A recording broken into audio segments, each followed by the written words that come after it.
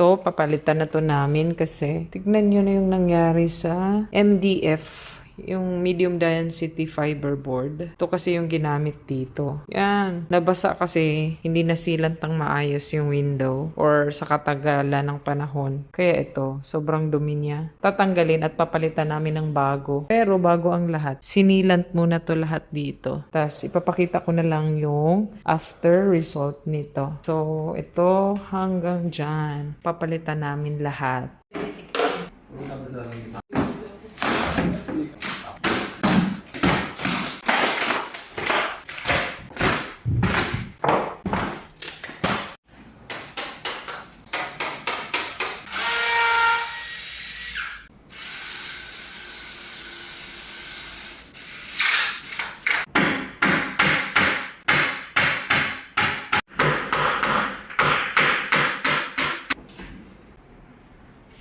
Kasi ini 45 din.